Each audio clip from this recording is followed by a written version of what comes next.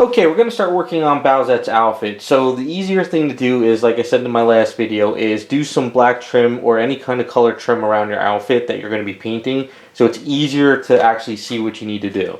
So now that I got that done, what we're going to do is we're going to use Tamiya Gunmetal, which is a good base paint. It doesn't really react too much to the Duplicolor Clear when you're ready to do that. So I found that some other paints sort of do react. So we're going to use this instead. And then once we get the gunmetal on, we'll do some shading areas, which like I have some of this old golden airbrush paint shading gray my friend gave me. It's still good, but they don't make this anymore. So you could kind of use any other like colors that will work just for some shading areas.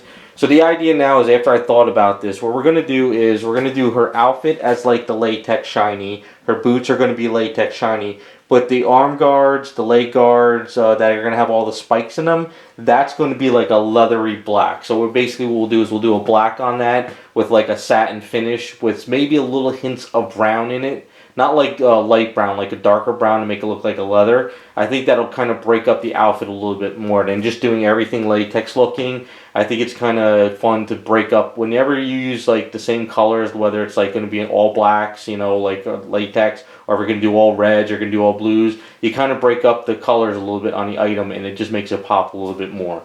So what we're going to do now is I'm going to get this all masked up, and then we'll come back, we'll get this latex outfit done. Hopefully today it looks like it's going to be a nice day out all day, so I could probably do the clear coat by the end of the day too. And then once that's done, we could come back and we could do all the arm guards, and then pretty much we'll start focusing on the hair and base after that.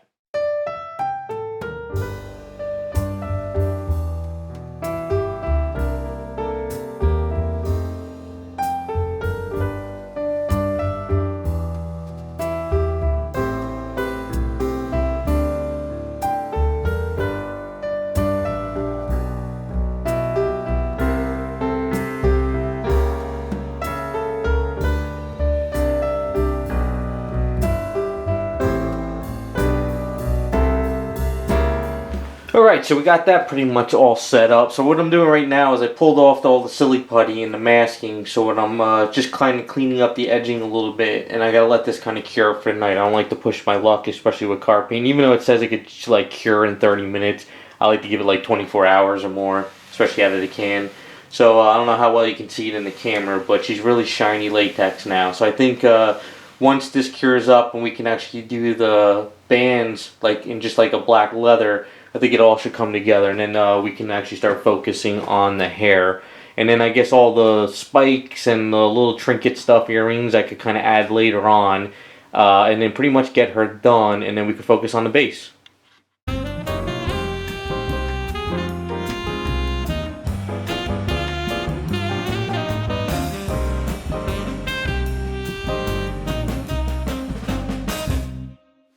Okay, so quick little update. We got the body pretty much finished up. We're going to let this paint dry up for a day or two because I really want to let it cure. I don't want to push my luck. But if you look closely over here, you can see between the latex boots and the ankle bracelets that's going to have the spikes, it's kind of like a brownish black. So you might be able to see it in the camera, and then when you come up here to these parts on the top of the boots, it's kind of that same brownish black color. So it breaks it up a little bit when you see it up close. Far away, it might kind of blend together, but it definitely is. And I did a satin coat of varnish over those pieces, so it kind of breaks it. So when you look up here, you see the outfit's latex, but the bracelets, the arm guards, and the neck guard is pretty much that same thing. So that's pretty much where we're at with the body. So we're just going to keep plugging away. When I'm ready to actually get back onto this, because like I said, I want to let this cure out for a day or two, because if I try to start adding in the spikes now, like if I have to wipe off the glue or something happens, I'm probably going to rip up the paint. So it's better to let this Vallejo paint kind of really cure up for a day or two before you start messing with it. So that's pretty much where we're at. So it's looking pretty good. It's definitely broken up now between all the blacks on the item.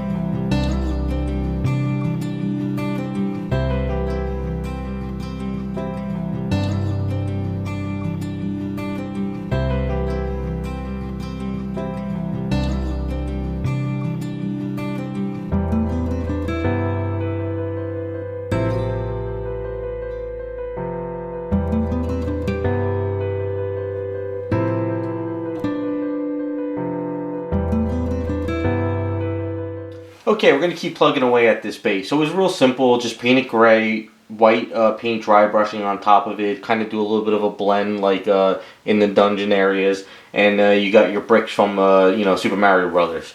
So what we're going to do is we're going to start adding the lava in there. So it's going to be like a twofold. Some of the bigger areas around this stuff, I'm going to use this two-part epoxy. This is basically 5-minute cure time. It kind of clears pretty clear, but if you put a couple drops of Tamiya Clear Red in there, you can make it look like lava. So what I'll do is I usually just put it in like cut cups. You get these at like the dollar store, like a whole packet of them. And what I do is I mix up this in equal amounts, and then what I'll do is I'll pour it in the thicker areas just to kind of get it thickened up. I might just use some of the straight Tamiya Clear Red in some of the other areas with some brushes. And then once that's kind of where I want it to be, I'll probably throw some oranges, maybe some yellows, and just kind of make it look like there's lava and stuff cracking in between all this here. And then what I might do is I want to put some of this around the edge here and kind of have it drip down. But the only problem is this stuff, when you first mix it, it's very liquidy. So if you keep mixing it and you like keep your eye on it within that 5-minute period, it starts to thicken up and you can actually start dripping it in areas, and it'll start to go down and then cure as it goes, and you can get away with it out pouring all over the edge. So I just got to kind of play with it and get it in certain areas. I never really did this before with something this big, so it's kind of like an experiment too at the time. I know there's different types of paints and clears. There's like water sceneries for like like people who build train sets and stuff. You're pretty sure if you mix like reds in those, you can make lava.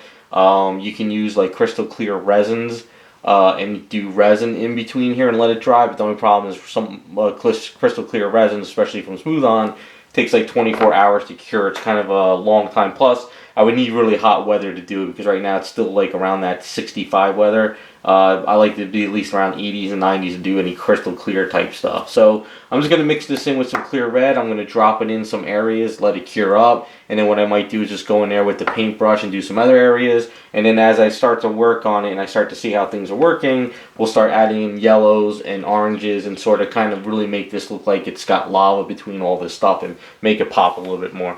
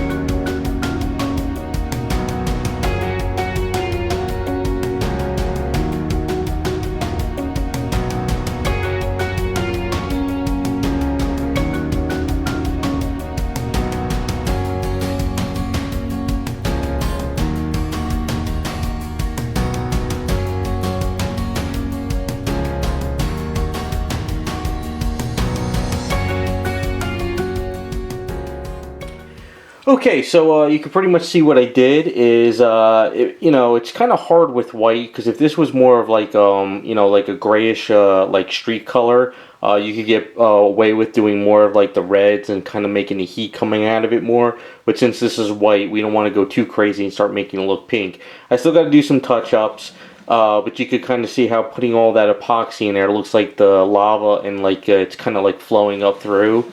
But we're going to put some more around here. But I want to let this cure up for the night. I've been pushing my luck too much on this as it is because, some of the paint still needs to cure a little bit. The epoxy needs to set up. Some of the clear paints that I put in there need to kind of cure up and see what I need to do tomorrow. But what I'm thinking with the nameplate is at first I was thinking of doing like crazy Super Mario colors, but then I was like, you know what? It might take away from the figure and the item too much if we make anything super bright with the white bricks down here. So I think we're going to keep it more of like a granite looking with some dry brush. And then by adding the lava around it will kind of like bring your eye to the nameplate a little bit more. So I think that should work out pretty well.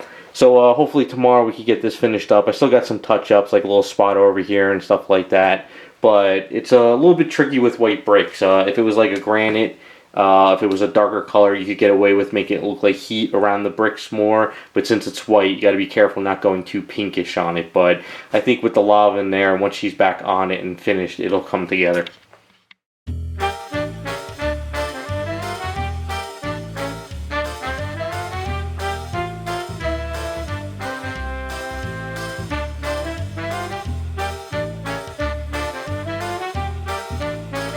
Okay, so the base is almost done. So I had a little fun with the nameplate. That's kind of sort of what I envisioned what I was going to do, something similar to it. So I figured like a grading from red to yellow would make it work out pretty well.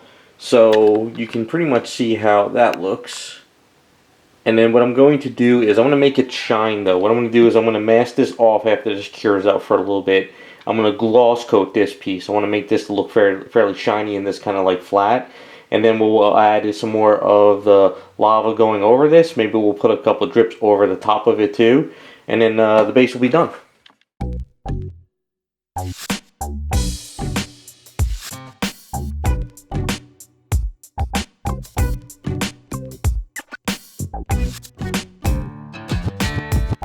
Alright, so the base is all done. Just gotta let this epoxy cure up for the night. It's just, usually I like to let it sit for like 24 hours, 48 hours before I mess with it, but I think it's pretty much ready to go. A couple touch-ups here and there, but that's pretty much all set up. The body is pretty much ready to go as well. I'm gonna look over the body one more time, make sure everything's cleaned up, and then I'm gonna add the spikes in this week. That's just tedious work. I'm gonna wake up in the morning, add a couple spikes around the collar, let the glue cure, make sure I don't press my luck, and then work out the arms, and then work out the legs, and then the ankles. Because I know in the past that I tried to rush it, and sometimes like you're not paying attention to where your finger's going, or you might bend the spike out and you didn't realize it's set wrong, or maybe you put too much glue in and you got it on your finger and then you touch something and you mess it up. So the spikes, I'm gonna have to take my time and really get those done. Then I got to do the eye decals, which is pretty much easy, but that's just a matter of just setting aside some time, making sure my hands are clean water, and putting the eye decals. But I did have a setback, and this is going to delay me a little bit, but this is the nature of the hobby. The shell and tail are good. I was going to be working on the hands today, and what happened was the left hand, I opened up a new bottle of my gel glue, and when I squeezed a little bit of the gel glue out, it came out like water, and I was like, what the hell is this? And it just didn't set with the Insta-Set, and I figured, okay, maybe the gel glue was just mixed wrong. So I squeezed out a lot of the gel glue, almost half the tube, and it just kept coming out like water. It was like very liquidy, and I was like, this doesn't make any sense. I was hitting it with the Insta-Set, and it wasn't curing. So I think I got some kind of a bad tube or something. I don't know what happened. So all that liquid just kept going around the hand and the flame pieces, and it was tacky, and it was just a mess. So I figured at this point it was a lost cause. So I put the hand in some nail polish remover. I got all those chemicals off. I took off all the primer and paint. I'm letting it dry up today. And tomorrow I'm going to prime it up again and then go through touching up the paint and making it look like the hand again, and then add the flames. It's just, sometimes you win, sometimes you lose with this stuff. And it's a lesson learned that anytime I get some new glue, squeeze some of it out of the bottle first, make sure it's working correctly, and then you know, put it on your items. But I've never had that happen before with the gel. Might have just been a bad bottle. I don't know. But that's where I'm at. So at least I could finish up the hand with the bat today, and then I can start getting through everything else. So what's going to happen is we're going to end the video here. I'm going to go through all this stuff this week, and hopefully we'll come back next week when it's all finished up. We'll have her in a final video in the photo studio with better lighting. We'll go through it all, a nice 360, see how everything looks together. And then we'll also find out what's underneath the red cloth. So thanks for watching, and we'll be back with the final video.